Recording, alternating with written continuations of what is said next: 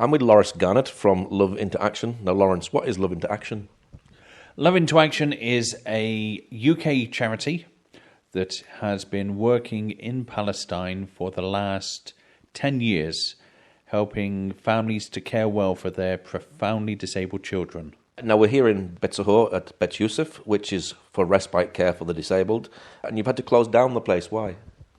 Yes, after 10 years of working here, we relied on a team of national staff and international staff working together, side by side, workers and volunteers. And we found that this was the best combination of using the local knowledge and different experiences that people brought from wherever they came from.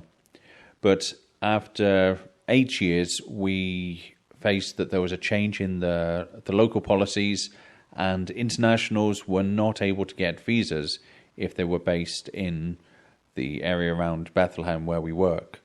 And so all of our internationals had to leave, and with that, it became harder and harder for our local team to operate on their own, and also our finances. We simply didn't have the money to continue because all of our income is based on personal relationships. We don't get large grants from any government or any other organization. So when we lost our international team, then we no longer received the support from their friends and family.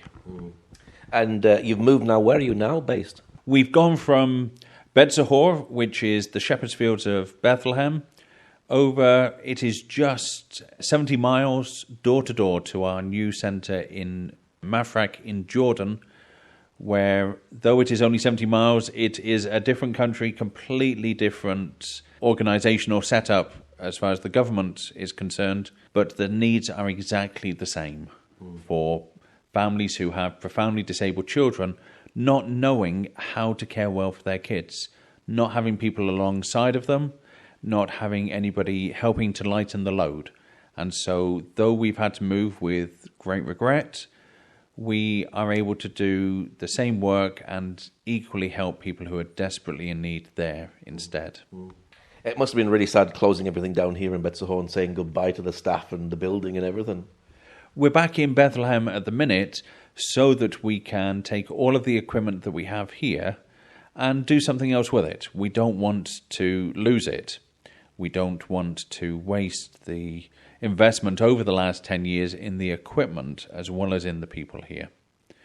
And so as we're here, we've been going through all of our paperwork, which is normally not very interesting. I don't wake up in the morning excited about having to fill in some forms. But as we've gone through it, we've been looking at what we don't need and destroying it. We've had a big bonfire every evening as we've gone through the paperwork. But it's reminded me of all the different work that we did, the families that we were alongside of, the young people that we helped, going to the doctors and helping the doctors to be able to provide for their basic health needs, of working out how to bring joy into the lives of our disabled friends when nobody had spent the time to figure that out before. Things that we could then take back to the family and let them know. So all of these memories of all of the achievements that we had made over these years have been brought back to us. And yeah, it's been sad. It's been also an encouragement at the same time, because it reminds us of all that we did achieve and the lasting impact that we have had here, and how we can do the same as we move next door to Jordan. Now you're going to take all of that stuff to Jordan. Is that going to be a bit of a practical nightmare, getting all the equipment and stuff to Jordan? In a simple answer, yes. There are many challenges that we face, but we are grateful to the help of some good companies and to people who are able to help us. We've had volunteers come in from the Netherlands and from elsewhere. We've had Brits, we've had Palestinians coming, even people from up the road in Beit Sahour coming down to Beit Sahour to come and help us to make sure that we finish well here as best as we're able. Has it been a big learning curve and a big patience curve here as well? Learning patience and learning to deal with everything here? We've been 4 years since I and my family had to leave Bethlehem, and since our international team had to disband. And it's 2 years since we took the decision to close down here in Bethlehem. And it has seemed a really long time because we are working to make sure that we meet all the legal obligations in Jordan before we start operating. And so it's been hard because we want to get back to helping families. And I am not the patient person. 4 years since I've been hands-on with our disabled friends is a long time to be waiting. But it has given us the chance to sit back and look at all that we did. And it's not very often you get the chance to redesign your entire work. So we're able to take the very best that we had here in Bethlehem, but also to learn the lessons of what we could do better or need to do better. And so as we start in Jordan, that time that we've had, those 4 years, have not been wasted. We were able to run the project for 2 additional years. And since then, we have had the chance to work really hard to make sure that as we start in Jordan, we can do it even better than we managed here in Bethlehem. Are you helping families already in Jordan? At the minute, we have been working on the legal setup so that we're legally allowed to operate. And it is only in the past couple of weeks that we received the final paperwork that was necessary for us to start working. So I am hoping that immediately on my return from Bethlehem to Jordan that we will sign the lease agreement on a new centre in Mafrak in the north of Jordan, and we will then be able to start actually helping people, which is what we're about. We're not there to do the paperwork, as I said earlier, but we really want to come alongside of families. So if things work out the way that we hope, another 2 months and we will actually be out in the community alongside of families doing the work that we're there to do. Now you're in Jordan and you're basically neighbours to Israel, so are you going to be coming back every so often and keeping the contacts that you have built here in the land of Israel? We are fortunate that despite the international border, which does cause a few headaches, and the need for getting visas, which are not always so easy, that we are expecting to be allowed to come back for short visits. And so the plan is every 2 to 3 months, maybe 3 to 6 months, depending on what we're allowed to do, we will be back with a small team to go and continue visiting the families that we helped for so many years, to encourage the families to keep on going with all that we were doing.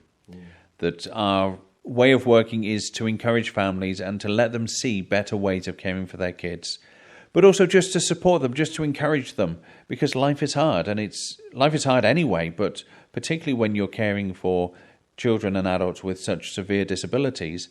And so it's helpful for people just to come along as friends, just to encourage people to keep going and to nudge them in the right direction with some new energy. And so definitely, if we are allowed and as we have opportunity, 2 to 4 times a year, we hope to be back here in Bethlehem and in the towns and villages around where the families are that we've been helping. How easy has it been to set up in Jordan? Has it given you new vision? Setting up in Jordan has been easier in many ways, though it has taken longer than it took us originally to set up here in Bethlehem. Setting up in Jordan, there are rules that need to be followed, and you just need to meet the legal requirements.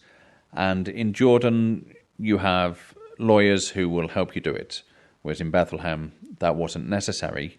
So although it's taking time, it is making progress, and you can see how it is moving forward.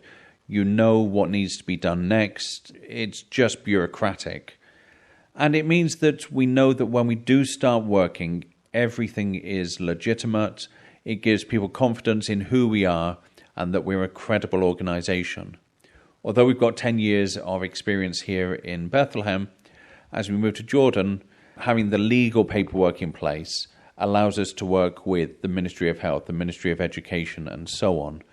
And that will be a new experience of having the opportunity to build deep connections with the government institutions who already have been very clear that they are keen to work with us because of what we bring, things that no one else in Jordan is doing yet.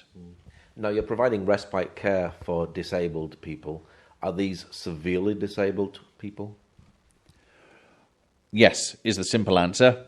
The slightly longer answer is that We aim to work with children and adults with severe mental disabilities who no one else can work with. No one else has a program that is able to support the families. So we look intentionally to work with families where there is little hope of making a good difference. Certainly not in the short term. But our experience tells us that when we keep visiting, keep supporting, slowly, progress is made. But in order to be able to do that, it takes a lot of time and energy. So we have to make sure that we only work with those with the most severe of disabilities, who are the most difficult to work with. So we work with smaller numbers so that we can work with the very difficult cases. What kind of impact does your work have on the family? The families are struggling. Disability is not only hard, but also in a culture where disability brings shame on the family, particularly mental disabilities brings deep shame on the families. Many families find themselves becoming isolated, even from their extended family who live around them. And by having a team who come in and honour the whole family, mum, dad, brothers, sisters, and the disabled young people, it has a lasting impact that the families don't have to do this on their own. When we started in Bethlehem, we were told that we had to register as an organisation because nobody would ever do something like this as a family. Families help their own, but you don't help outside of your family so much. But our attitude as an organisation, and our team are incredible at this, is to become part of the extended family of every family that we work with. That we come in deep and we have lasting friendships that go beyond the disability, but allow the whole family to have better quality of life through the work that we do. Why do you do what you do? We believe that the disabled friends that we have and their families have life difficult. And we want life to be better for them all. That none of the families deserve this situation. It's not that they've done anything wrong, but we want families to know that they are special and valuable. And yes, as a Christian organisation, we want people to know that they are loved by God. And that it doesn't matter their outward circumstances, it doesn't matter how difficult life is, they are valuable, they are cared for because God cares for them. And we get to do this as a simple way of showing that they are special and that there are people out there who care for them. And what's your prayer for the work that you're doing in the future? As we go forward, we obviously need money and we need the legal authority and favour with the authorities to be allowed to do the work that we're doing. But our prayer actually is twofold. One is for quality people to be alongside of us. Volunteers from internationals and really great Jordanians to be with us in the work, to care well for their own community. And for families to really engage with us where they allow us into their homes, where they allow us into their families, where we can become friends with them, because this is where the work really takes off, is when a family learn that we don't judge them for whatever is going on and whatever difficulties they faced, but we genuinely care for them. But they only see this when we're alongside of them. And that's what we want to do. We want to be effective. We want people to really see that they are cared for, that we're not doing it because we're paid or because there is anything special about it, other than we want families to have a better life. And God willing, that is what will happen as people pray. What's your website for people who'd like to know more? For anybody who wants to know more, you can find us at loveintoaction.org. Okay, Laurence, thank you much. Thank you, Paul. Great to be with you.